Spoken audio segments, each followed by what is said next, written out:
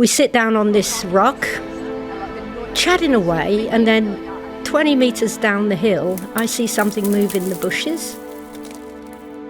I look again, and I see it's two men, and one stands up. Kristine's behind me, we're walking down the hill, she screams, and as I turn around,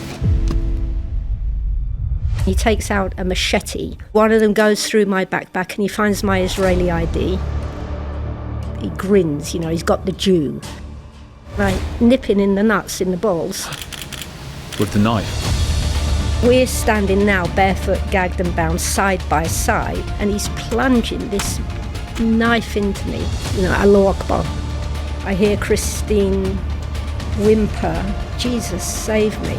And at that point, I understood that he was going to behead me. The only thing I knew to do at that time to have one chance of surviving.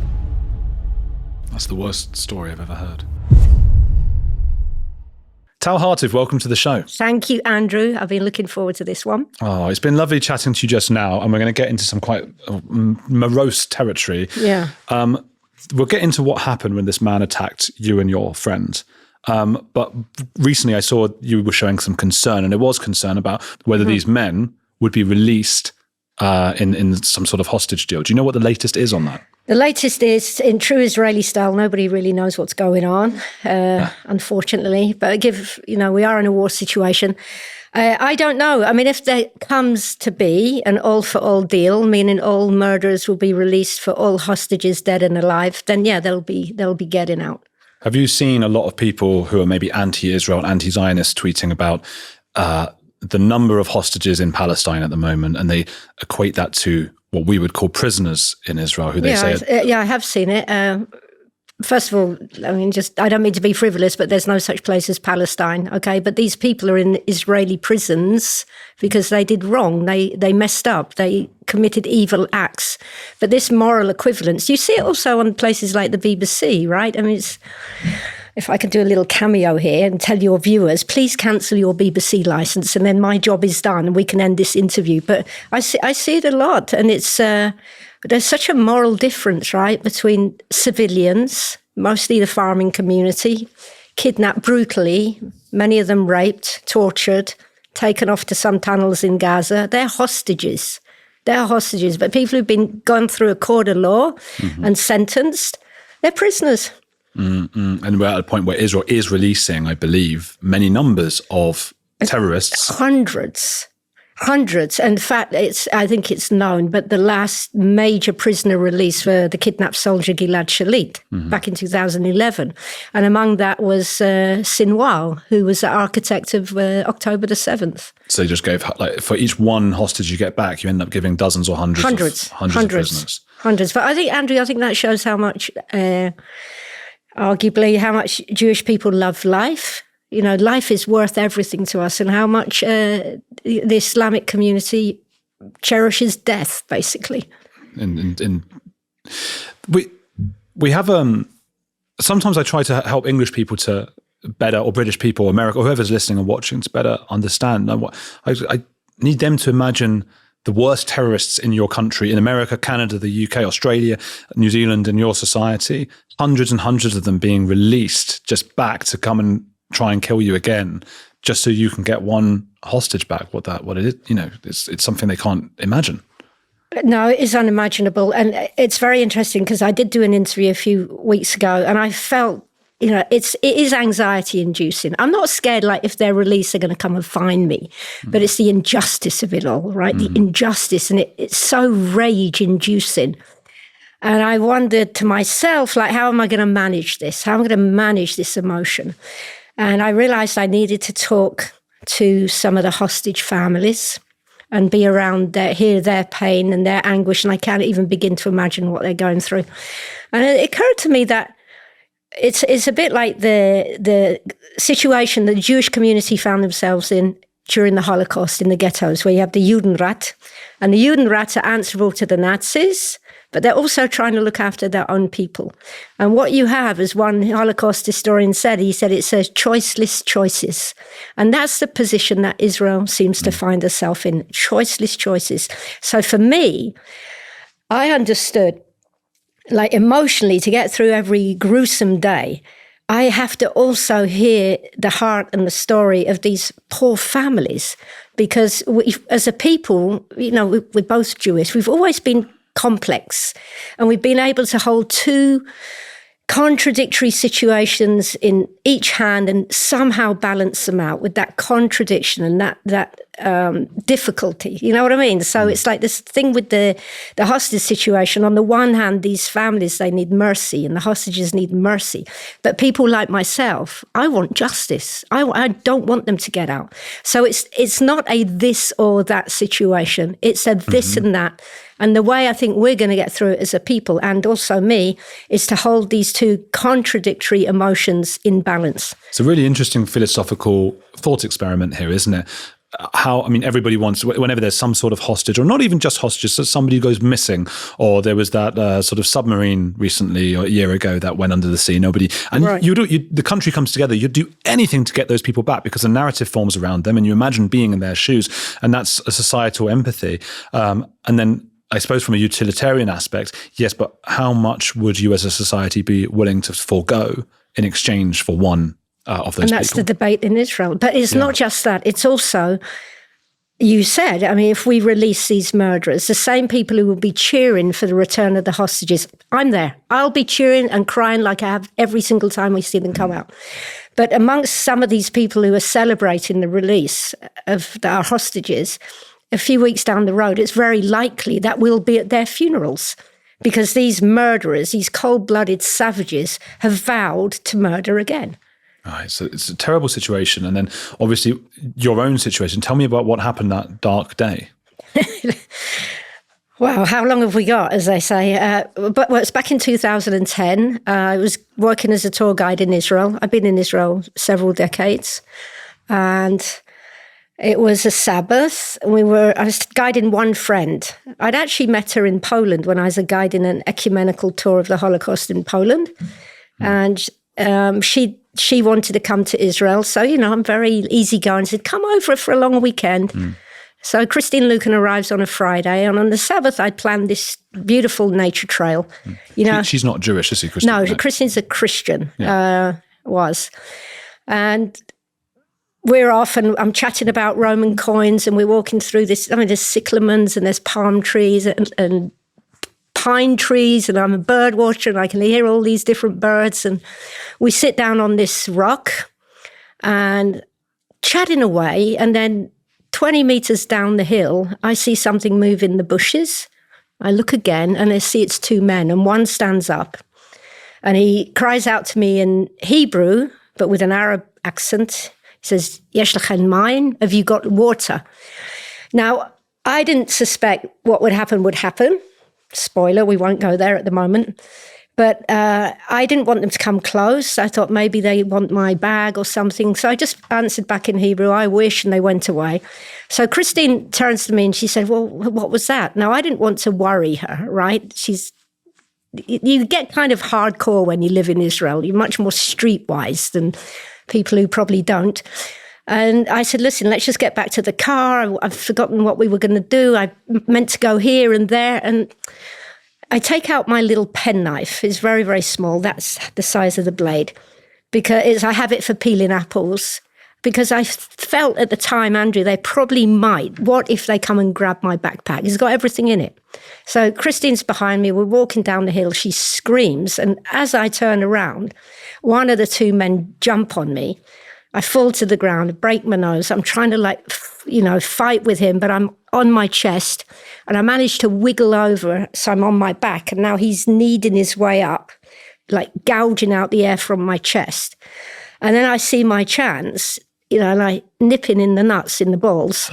With the knife? Yeah. Well, you can.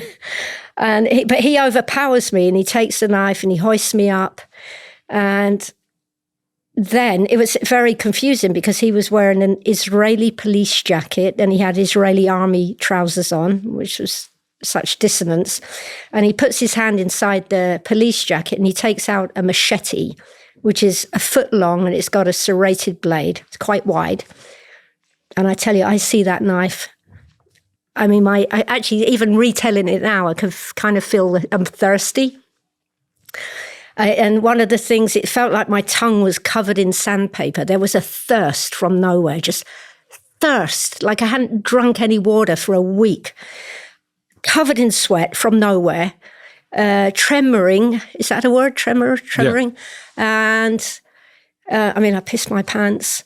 And I thought, where's Kristine? And I look around, and the other man has his hand like this around her neck, and he's got a kitchen knife to her throat. And then begins half an hour, which is Yamshil's night. It's like eternity. We're standing under this canopy of pines, and I can listen to the birds, and the crickets are going. We're being held at knife point. And finally, one of them goes through my backpack, and he finds my Israeli ID. And I remember opening it up, and like he grins, he's got the Jew.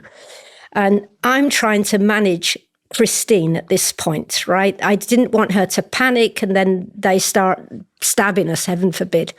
So I'm trying to negotiate with them. I'm saying, I have a Mercedes car. I couldn't think it was a Nissan Micra. Take my keys. I promise we won't say anything. I'm doing all this in Hebrew with them and a little bit of Arabic. And with her, I find myself saying, because I saw her face, it was ashen, and her pupils were huge and dark and black, and her mouth was half open, it was frozen, and her chin was juddering. And I'm saying to Kristine, whispering as fast as I can, it happens all the time in Israel. We're going to get out of this. Just don't panic. I'm going to get. So there's this dichotomy going on. And one of them makes phone calls, and I can hear he's talking in Arabic about a car. Like, where's the car? And at that moment, I thought, oh my gosh, we're going to be kidnapped. And as I thinking, trying to take that in, the other one says to me in Hebrew, take off your shoes. He takes out the laces. They tie our hands behind our back. They gag us. They cut up Kristine's fleece. He takes off my Star of David, my sunglasses, and we're standing now barefoot, gagged and bound side by side. And I'm waiting to be pushed down through the forest into this car and taken off to Gaza somewhere. And instead of that, they separate us by no more than 2 meters. Actually, the distance I am from you, less. And one puts me on my knees, forces me to my knees. And at that point, I understood that he was going to behead me. Now, I think it would take a lifetime for me to articulate what that actually felt like. I was too scared to be frightened anymore. It's like water in a bathtub, and you pull out the plug and the water goes, it just drains itself. That's what I felt like. Everything I was just emptied. I was like a shell. And the only thing I could say to God or whatever, to him, it's just please do it quickly. All these thoughts, is he going to chop my head off? Is he going to saw it off? Is he going to hack it off? Just do it quickly. And instead of that, there's I'm a musician, so a lot of this is the sounds are very important to me. It's like this cosmic symphony of monotheism. They do the takbir, Allahu Akbar. I hear Kristine whimper, Jesus, save me. And I threw up behind my gag, and I say, Shema Israel, hear Israel, hear O Israel. And he stabs me back in the back so hard, I fall to the ground, and I'm on my side, and he now leaning on me, and he's plunging this knife into me. And because it's serrated, it keeps getting stuck in my bone, and he's just peeved. He chose the wrong knife, and it's relentless. The pain, I could talk about that, but it hardly needs to be said. And the only thing I knew to do at that time to have one chance of surviving was to play dead. So I kept my eyes open, assuming that's how people die in. And like I said, 1.5 meters, 2 meters away, I'm looking sideways on the ground, and I'm watching Kristine. She's on her back, and she's trying to squirm and miss the knife, and he's hacking her up like this. And while the other one's still breaking my bone, I can hear my bones crunch. They leave after 17 stabs from me. I can see pieces of Kristine. It's like everything's like the red is mixed with the green, and it's like such a gory mess. And I'm laying there thinking, oh my God, I've just been murdered. I mean, I didn't know if I was dead or alive, but I was cognizant that I'd just been murdered. And as I'm laying there trying to just take it in that the show is not going to go on anymore, there's vibrations on the ground in my ear, and it's footsteps, and they come back. And one rolls me on my back, and now I'm looking up at this the most beautiful canopy of pine trees, and it's late in the afternoon, and it's this gorgeous sunset. The sun, it's like orange, and then there's pink and a little bit of purple. I think this is the last sunset I'm going to see.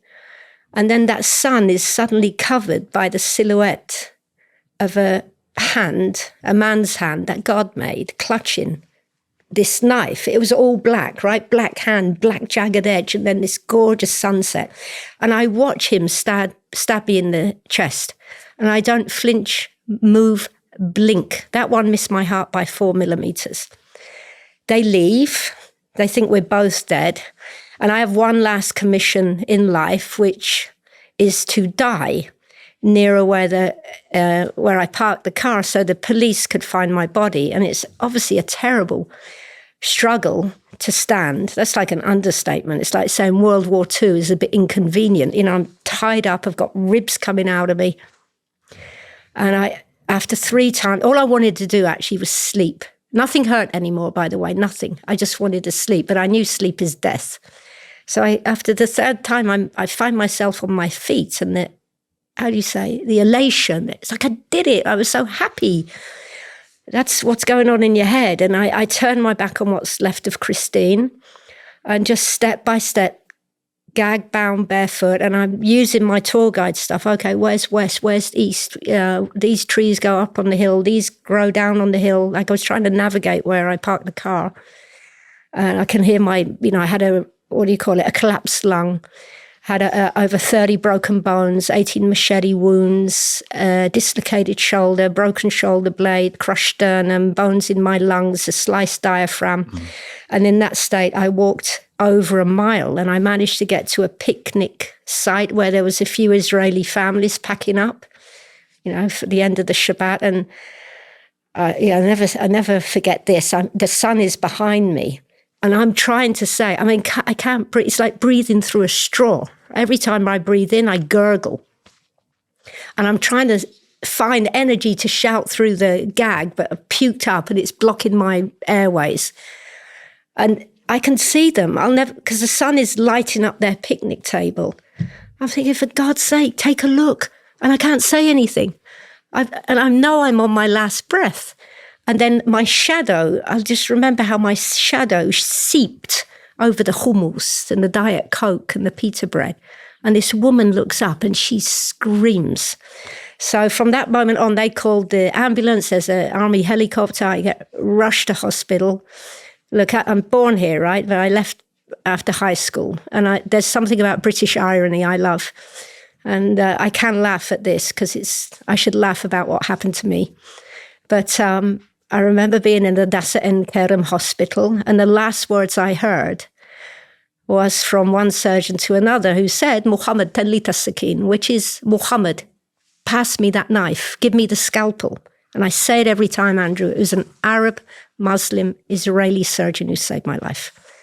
Kristine's body was found the next day because it was already dark and it was hard to locate her body. Obviously, I've been in years of physical recovery. Psychological recovery is ongoing. I was in court with them. And in the court, the judge actually asked them, well, why did you murder an American Christian? And I looked at them and they shrugged and they smirked and they said, we thought she was Jewish. So they were sentenced. This is the kind of savages that we're talking about who stand to be released. These are the kind of savages who are being championed on through the streets of London in the name of free Palestine. That's the worst story I've ever heard. It is very difficult. I've been translating some of the October the 7th stories, and they're pretty much gruesome too. Yeah. I don't know if there's a worse, to be honest, but yeah, it was very barbaric. Curious about what the mainstream won't talk about? The Heretics Substack has drawn nearly 30,000 free-thinking readers. Every week, I dissect those topics others shy away from, like my own experience being cancelled and the Olympic boxer who's actually a man. Join our chat, browse a hand-picked non-woke reading list, and enjoy ad-free episodes on audio. Ready to embrace your inner heretic? Sign up for free at andrewgoldheretics.com or go paid for extended articles, exclusive benefits, and to keep the heretics flame alive. Were they just two men out looking to murder Jews then? Yeah, that's exactly that, because in the Shabak, how do you say, the Secret Service statements and the court, they put it together. They said, like the night before, they decided the night before that they're going to murder, I'll quote verbatim, well, I can't really because it's in Hebrew, but they're going to, quote, murder the first Jews that they see. It didn't matter if they were women, soldiers, toddlers, and it's tantalizing for your imagination, right? What do? Do they go to the kitchen and say, oh, this knife is good for flesh, this one's better for tomatoes? I mean, what does that look like? How can... I mean, I don't want to get too philosophical, but it's the same for October the 7th. I'm not quite sure that these people are born murderers, but the people who attacked me it wasn't fury. They were smoking a cigarette, and it was like, it was barbaric and lethargic. They'd have a little drag on the smoke, and then they'd stab again. It was just, they've got a Marlboro in one hand and a machete in the other. Were they part of a terrorist organization? They have to be. They are affiliated. Every Arab from these areas is affiliated with one party or another, because that's how their society works. So one was affiliated with Hamas, and the other was affiliated with Fatah, the PLO. Oh. Yeah. Right. And so was this something that was celebrated by those authorities? Celebrating... I was obviously in too much of a state to actually understand what was going on. But when I was physically, after about 4 or 5 years, physically well enough to get up and start speaking about this, I spent many years talking about the funding, not necessarily that there is a celebration, by the PLO, by Mahmoud Abbas, who's like the good guy, right? Because he's not Hamas. They actually have a system where they use British taxpayers' monies and monies under Biden. Trump cancelled it. But this foreign aid that goes to the Palestinian Authority then rewards these cold-blooded savages with a monthly salary. So, and it depends, the more Jews you kill, the more money you get. So I guess that is a kind of a celebration. And it is Jews, isn't it? Because there was that BBC documentary where the BBC tried to translate to maybe clean up I saw that, what someone had said, because they said they want to kill Jews, and they made it into Israelis, so it was more of a national. It's terrible. Thing. No, it's Bahawal Yod. It's in Arabic. It's slaughter the Jews, and it's first the Saturday people, then the Sunday people. This has got. I mean, the conflict in Israel. Jews were being slaughtered in the land of Israel, well, way before there was a state. You got the Hebron massacres. You got the massacres in Jaffa. So it's got nothing to do with land. And if you listen to them, if you listen to these terrorists, it's got nothing to do with land. It's a religious war. It's jihad. They say, you don't have to listen to me, see what they say. They're killing the Christians now as well in Syria. Absolutely. And the Kurds and the Yazidis had a genocide, and the Alawites, and the world is quiet. It's so bizarre, because I don't think people fully understand that obviously, Palestinian people are people as much as anybody else, and anything that befalls an innocent family is as terrible for them as it would be for us. Of course, it's a horrible, horrible thing. But the amount of attention from the world press on that, when Israel is responsible for a minuscule percentage of Muslims killed in wars around the Middle East. But Israel's also not, I don't know how people get to this, but they say, oh, Israel's killing, there's a genocide, my foot, right? But this idea that we can't kill, we do kill. We must kill people who want us dead. But that's not murder. It says that, I tested your Hebrew before this interview. Your Hebrew is beautiful. It says, thou shalt not murder. But if somebody's coming to kill you or murder you, you rise and kill first.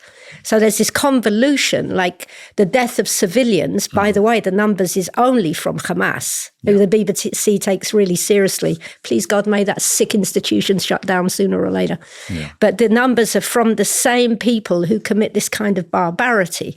And Israel does not go around looking to murder innocent civilians. Civilians die. When did Churchill ever say, honestly, when did this idea come that we're in a war, we were attacked brutally, and now we have to keep, a log of how many innocent civilians? Israel is very careful as possible.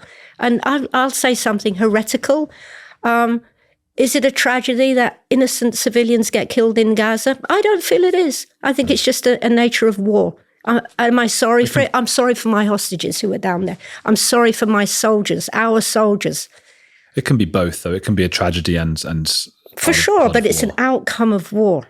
Yeah. My heart is for the people who are being treated so cruelly with such savagery still in Gaza. These young people, when people think of the Israeli army, if you haven't been in Israel, they're thinking of like a regular army, right? Where people, like in Britain, they join the army for a career. There's very little of that in Israel. Who's the army? It's like my hairdresser, my accountant, the guy who's delivering pizza on a Friday, he's called up on a Saturday. It's like a people's army. These are young kids. Some of them don't even shave. Mm-hmm. So, nobody... Look, if people are evil, then I'm never sorry that they get killed. Yeah. Ever. And by the way, Israel always falls into this mistake, I think. Because, yes, of course, there are civilians there who are killed and don't deserve to be killed, obviously. But we've made this war about the Hamas.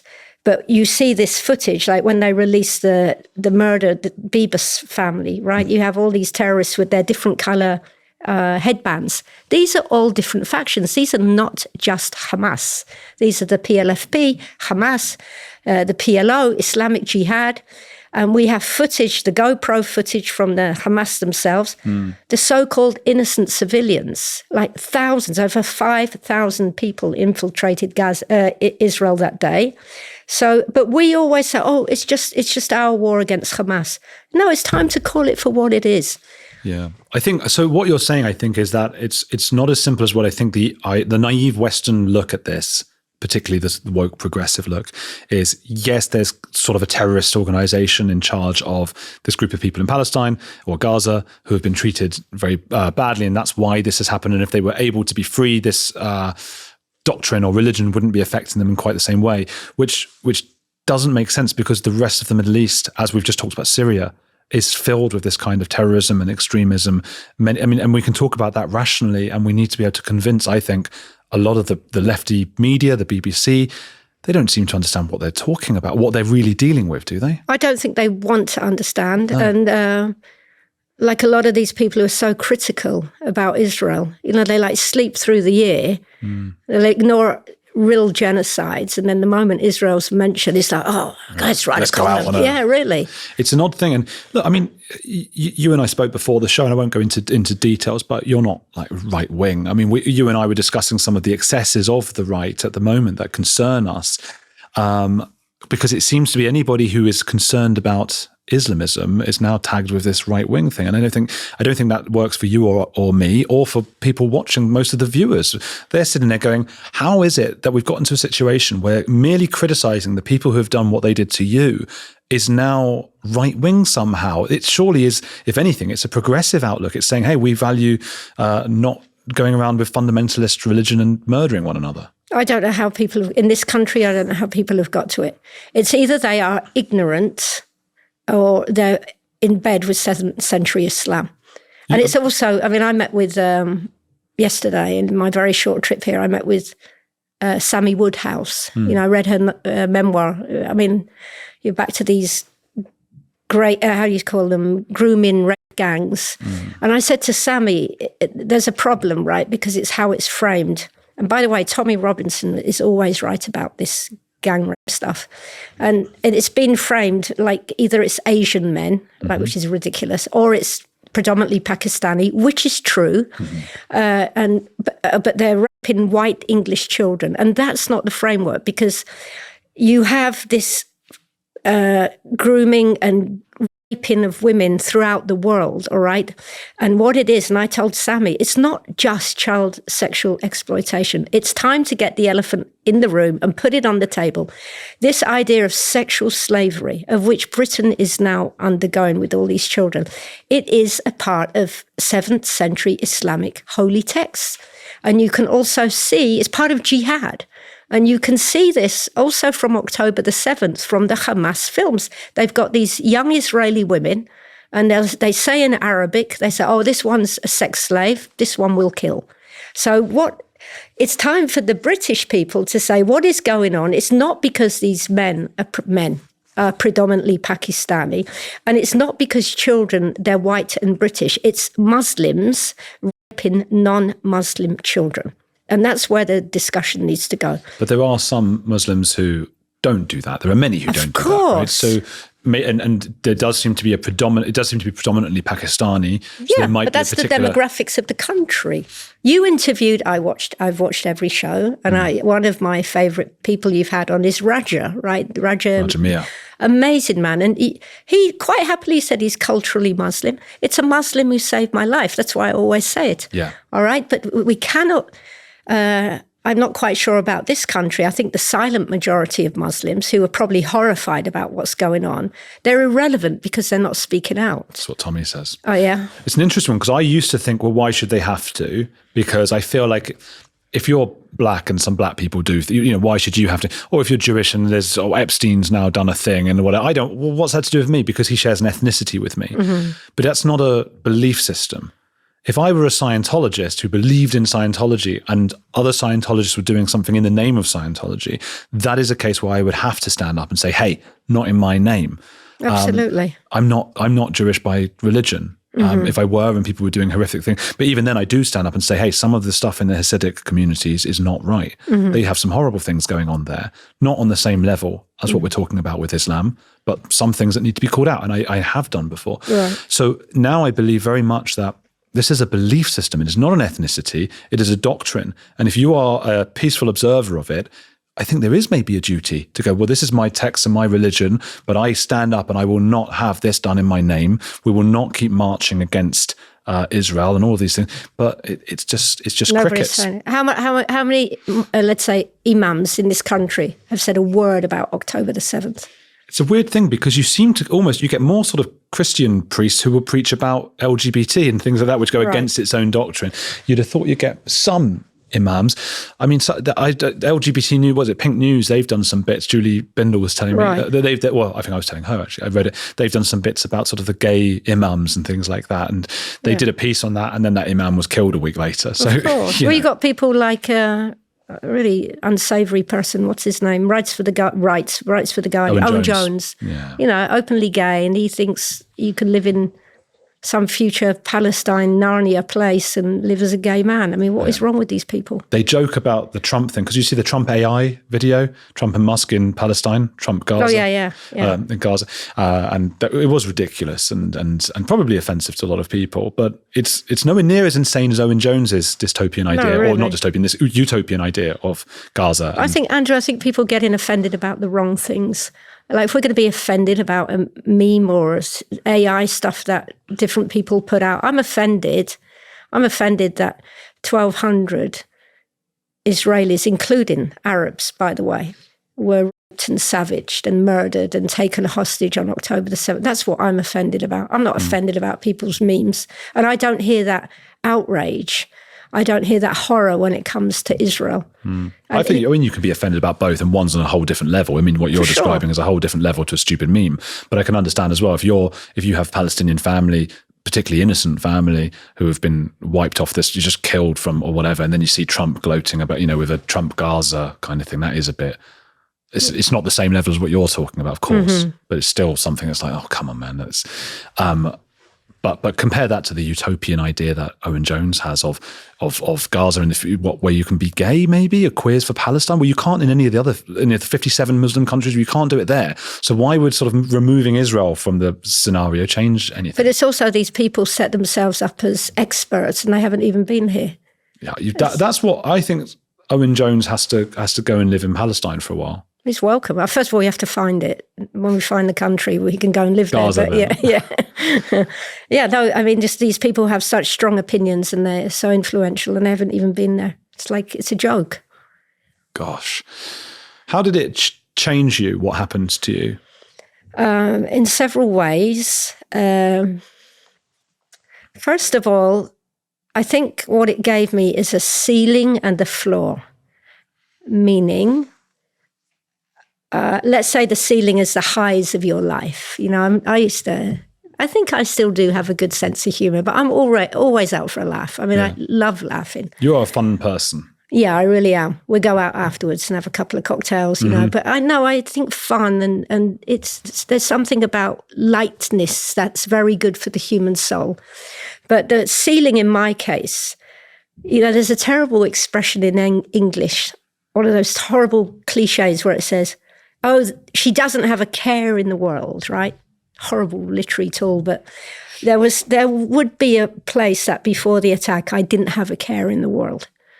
And the attack puts that ceiling on. You know, I'm never able to, I mean, I laugh, right? But there's always that, I'm not so carefree.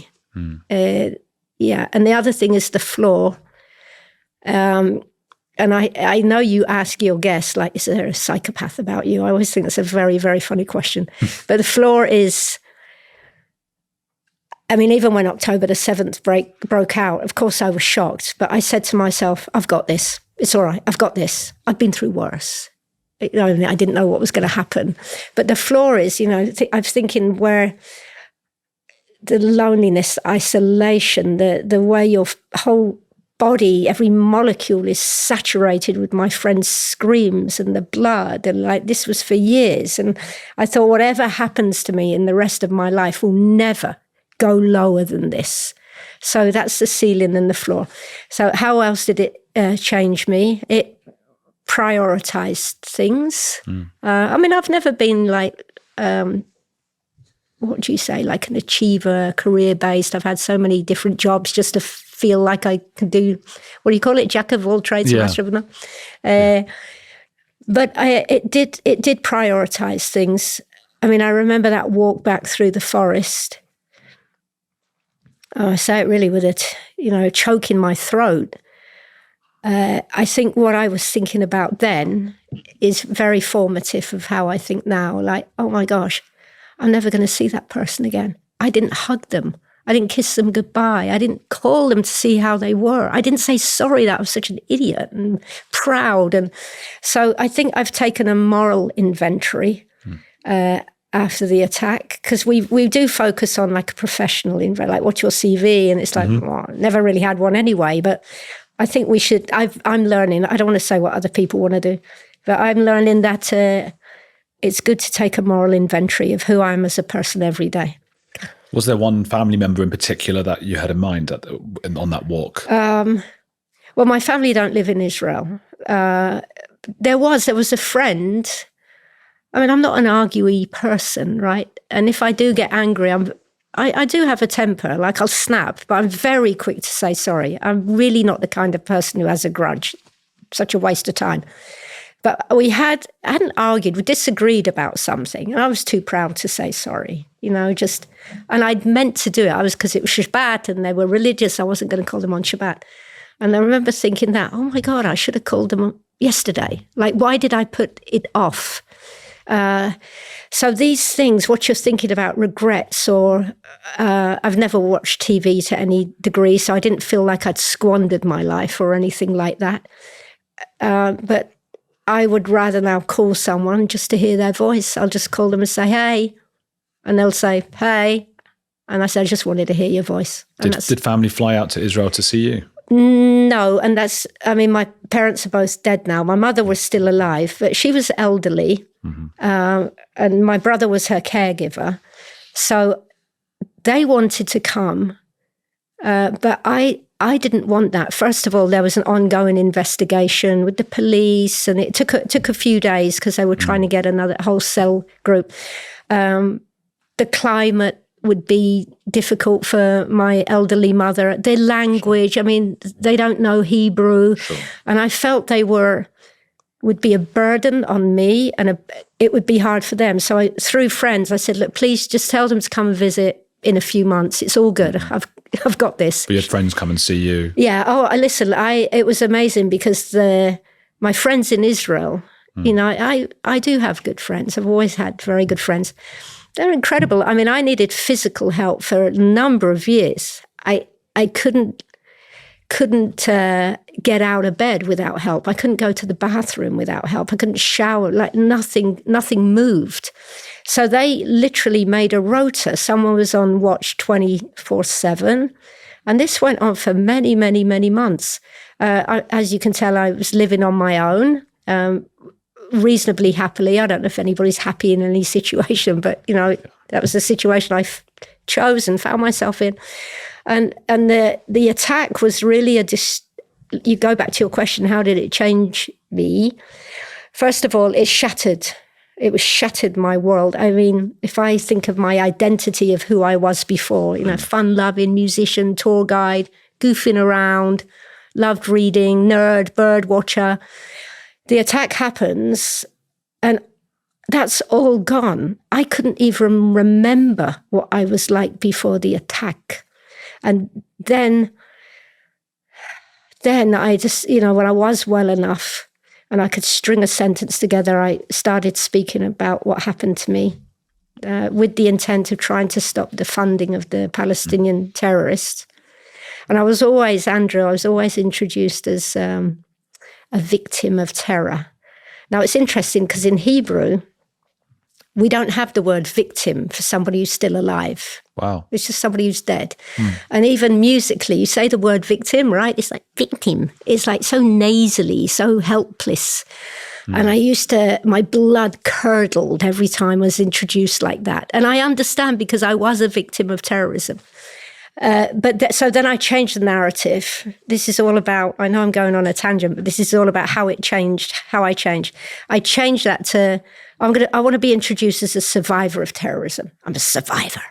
Too right. Well, yes, but then that kind of got, yeah, but that's also, but that's not who I am. The attack is something that happened to me. I mean, it was something terrible, very formative, but other things have happened to me in my life, good things. Great things have happened to me. A few bad things have happened as well. And it was a eureka moment. It's like, no, I don't have to, this isn't who I am. This is simply what happened to me. And I was getting very mentally drained talking about the attack. And I was a very well-known public figure in the English-speaking world. I was doing less lectures in Israel. And then we talked about it. And then I thought, okay, I'm done with this. And 5 years ago, I decided I needed anonymity, and I changed my name legally to Tal. And I became, sorry, this is kind of ironic, but I lived near Jerusalem, and I wanted to get back to some kind of meaningful work. And I thought, well, the Holocaust Museum is down the road. I'll guide the Holocaust. So I did some extensive courses on Holocaust history, cheer myself up. And I was very much anonymous, although I was recognized there.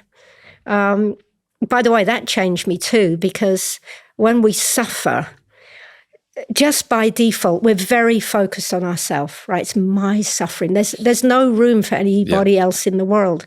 But as you get further away from the event, the traumatic event, it's like a long lens on a camera, right? Other things come into the view screen. And I'm learning about, let's say, the Holocaust. I obviously met people who'd been in terror attacks.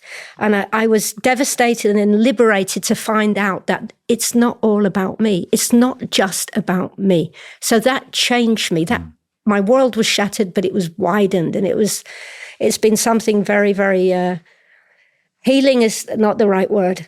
I'm glad. I'm glad in a way. I'm not glad that the thing happened to me. That would just be silly to say. But I am thankful for the reshuffling of priorities. And back to your question that you didn't ask, which you were going to ask about, is there something about a psychopath about you? There was, I remember thinking very soon after the attack, if for any reason I would get into another little stabbing incident and I happened to watch somebody chopped up before my eyes, I thought it would be easier second time round. Wow. And I still think that there's something that in us dies when we watch somebody murdered. Something in us, it dies. And that is a scar that will never heal in me, ever. And I always say to people, because you can watch death online, right? You go into Telegram and Twitter, like, oh, look, here's the Syrian Christians being massacred. And there's a voyeurism. But I say to people, no, we don't. We must speak about it, all right? We must bear witness, but we need to think 10 times before we expose ourselves to watching this. So that's how I think it. I think there was a psychopathic thing that would be easier. And I was very worried about the empathy. Like, if you weren't stabbed 18 times, it'd be like, I'd be saying, oh, get over it. Like, what are you whining about? And like, nobody's suffered like me. And I'm thankful that I'm not there anymore. I can empathize with people. Yeah. I mean, that could be a podcast unto itself, an hour talking about victimhood and what happens when you sort of let yourself, it's almost like the warm embrace of victimhood, not for things like what happened to you, of course, but, somebody called me the wrong name or whatever it is. And you embrace that because it feels good, like, oh, victimhood. And then suddenly you don't care about anyone else. You become selfish and self-centered and it's impossible to feel empathy for anybody else. That's what we're seeing on campuses and things like that. I think. It's terrible. Yeah. It's like, really, people are so pampered. Yeah. But I tell you one thing that helped me, really, really helped me, is, and I think it's less prevalent in Israel, but like there were times when I felt I was sitting in my own shiva, this Jewish... how do you say? Yeah, like... a Jewish wake. Yeah, so people would come and they, I have a wide variety of friends, Jews, Christians, Muslims, and the Jews would always turn up with food. It's like, why don't you eat something? Because I can hardly breathe, that kind of thing. And the dear Christians would turn up. And the difference of what people said, I mean, people didn't really know what to say, and I wouldn't have known what to say to me. But Jews always walked in, and they didn't have to be religious, but they always said, may God avenge her blood. And there was such a justice to it. And I used to work with a Arab Christian bus driver as a tour guide.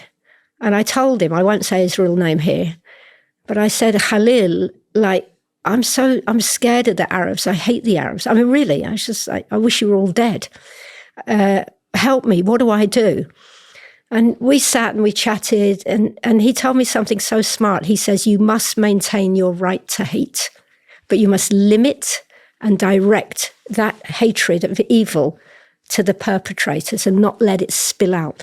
And that's been very helpful for me. Yeah, absolutely. And I've done a lot of, my reading changed. I started reading a lot of rabbinical stuff and wisdom. And you read my book. I read your book, yeah. I would have listened to it on Audible if I'd have known, but I read your book. Well, what did you speak to Kristine's family? Oh my gosh. Well, I did. Yes. Yes, and I tell you, survivor's guilt is a very sticky thing. They called me, Kristine's father. I mean, like I said, I hardly knew Kristine. But what I did know of Kristine, I liked. I thought she's an interesting lady. And he called me very early on in the hospital. And I remember I could hardly breathe. I think I was still in ICU. And I could hear his frail voice. And I couldn't cry because of the pain. I thought, if I cry, my lung will collapse. And it was the most horrendous phone call. And he basically said, we don't blame you. And I wanted him to blame me. It's like, just please blame me. Maybe it's like hurting yourself, right? Maybe there's some kind of relief there. And they've always been incredibly decent. But it was a very awkward for me. I invited Kristine to Israel. She got murdered, not me. I wrote a memoir and I detailed it very, very graphically. And I thought, wow, they're going to find out about the book. Not that they didn't know what happened. And then the first time I met them was one day before the court case. They flew to Israel for the trial. Oh, yeah. And had you already started the memoir, the book? Oh, that's an interesting question. Part of my trauma therapy, I did like cognitive behavior therapy, gradual exposure therapy, but part of the therapy was writing therapy. And somehow, when I gave a statement to the police, I'm actually busy dying and I'm remembering all these details, which was later matched up with the terrorist confession themselves. The police would say, what an amazing memory. It was all, I think, wow, that's great. So I'd given a statement to the police, which was like an A4, altogether A4 piece of paper. And so for trauma therapy, I had a very skilled therapist. And first of all, the first thing she says, I walk in, like, I don't even know what I feel. I'm pushed in a wheelchair. And she says, okay, I'm glad you're here. It's the sessions, it will be about 3 months. And I thought, are you nuts? I've just been what do you mean 3 months therapy? That's it? And I was so glad that there was a limit. And part of my therapy was to take this A4 piece of paper, which was basically, they did this, I did this, they then did this. And we spent weeks for using all the 5 senses. I had to break down every sentence, starting with this, how do you say, sight. Mm-hmm. What did I see? The colors, the movements, the textures. And then when I'd been through all that, like, what did I hear? Did Kristine whimper? Did she wail? Did she scream? Did she squeal? Did they grunt? I do that, Andrew, with all the 5 senses. And what came about was a very visceral account of what happened, truthful as well. I know memory can be, if I was to write a memoir now, it would be totally different. Yeah, I'm sure. And so then they arrived for the court case. So they arrived for the court case. So I'd written this book, but I hadn't sent them the manuscript. Now, what you need to know, sorry, I'm almost dying of shame wanting to tell you this.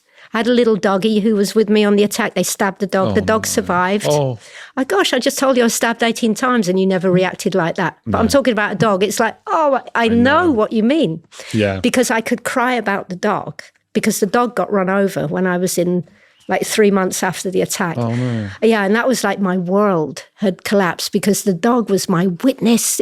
I felt it was all that I had left in the world because my friend was gone. I had to sell up my home and just live on people's sofas. I couldn't work. I couldn't have the dignity providing for myself. Night was day, day was night. There was no routine. It was gone. It was shattered. So the dog was everything. And then the dog gets run over, jumping forward to meeting Kristine's parents. Mm-hmm. So first of all, it's like the craziest things, the survivor's guilt, right? And I think, do I bring them a present? Like, what was I fucking thinking?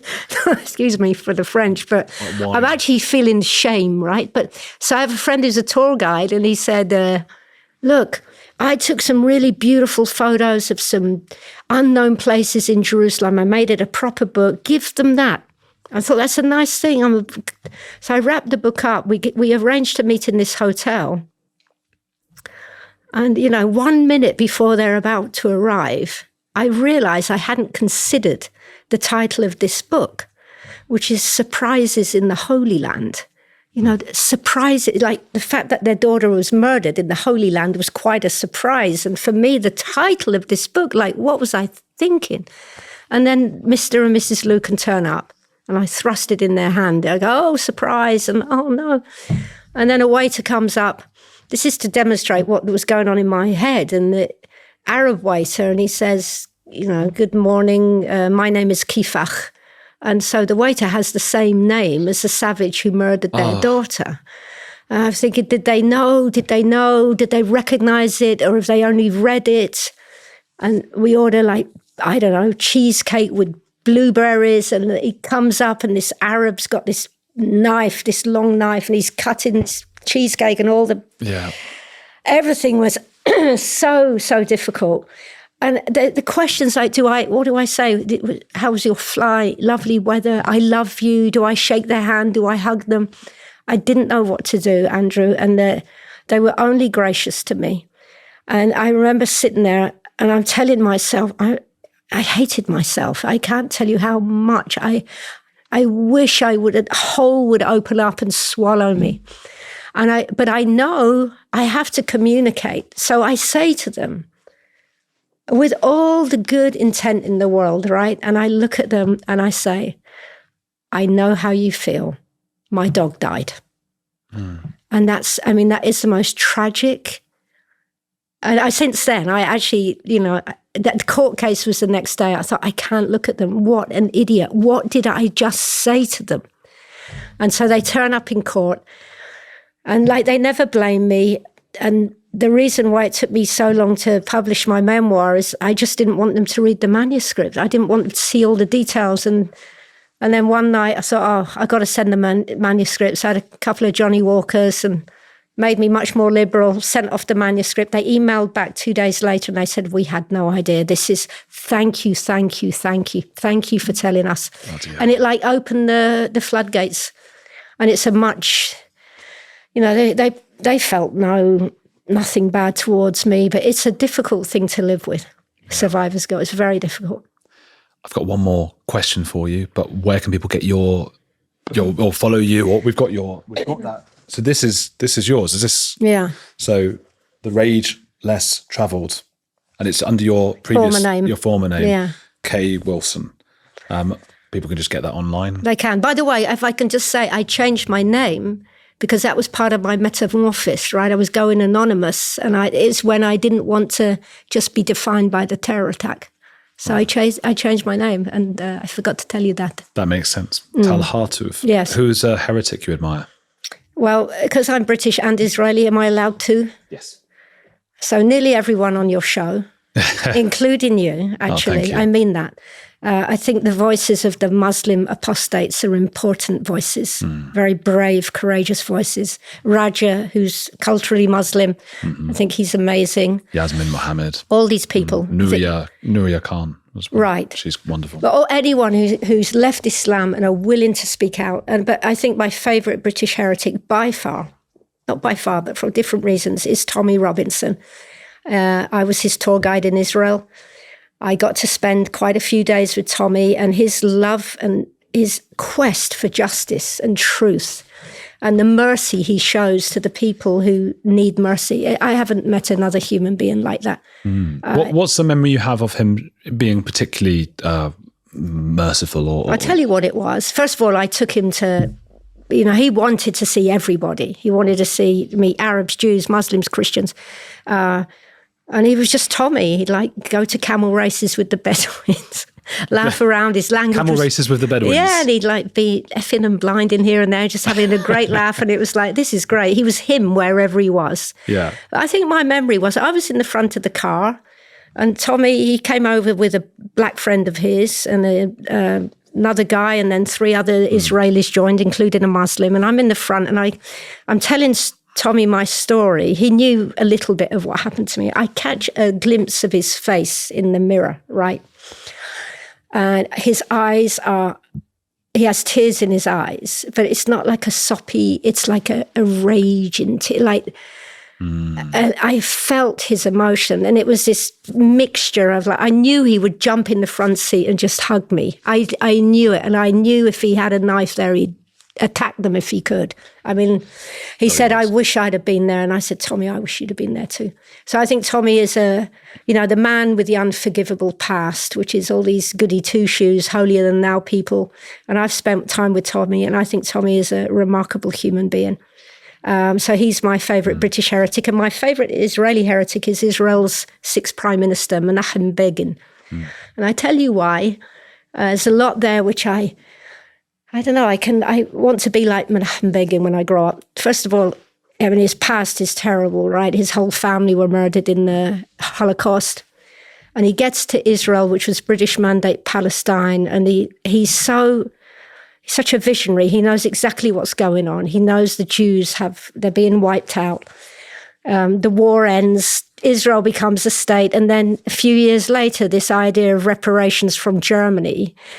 And Menachem Begin was against this. And looking back in history, it's good that he didn't win that debate and that Ben Gurion could take the reparations. But you listen to Menachem Begin's speech and the anguish, their blood money. It's blood money. We can't do that. And I hear Menachem Begin, just naked anguish. And I know what it's like to have anguish. I do. And then you see how pragmatic Begin was as his political and his life went on. He knew who to make peace with. He took risks. He made peace with people who wanted to make peace, like Sadat. He knew to make war with, who to make war with, righteous war. He knew how to be merciful to those who needed mercy, like the Vietnamese boat people he took in. The Vietnamese, was it? Yeah. And also, two other things about Menachem Begin. He was very much authentic to himself. I think he had the fashion police visit him once and say, Menachem, you can't wear this kind of stuff. You're not in the shtetl anymore. But he was always him. Sounds like Zelensky. Yeah. Oh, yeah. It's just like bash leaders for what they were. But Begin was true to himself. But more than that, he saw the broader picture. And his whole dialogue and rhetoric was infused with a sense of Jewish history. It's like he saw the present moment. It's just part of millennia. And there's that. And then he has his Joni Mitchell moment, both sides now, like his wife dies. And it's like Menachem's looking back from both sides now. And it's the most beautiful thing in a way. His wife dies and he just seems to know that that's it. His job on earth is done. And he stepped out of politics and he kind of just faded away. And so I want to be like Menachem. I think he had a terrible, terrible life under the Nazis, and he was a fighter, and he had a very sharp moral compass and an amazing perception and importance of Jewish history. That's a couple of very interesting heretics. People, please go and get this wonderful book. I'll just show again, The Rage Less Traveled by, it says Kay Wilson. It's Tal Hartuv now. She's been absolutely wonderful. She's come all this way for this. So if ever you have purchased something related to a guest, please do get hold of that. We'll put a link down below and just go and follow her. You're on X, are you? Yeah. Tal Hartuv on X. We'll put the link down below. Hit the like button and keep watching this channel.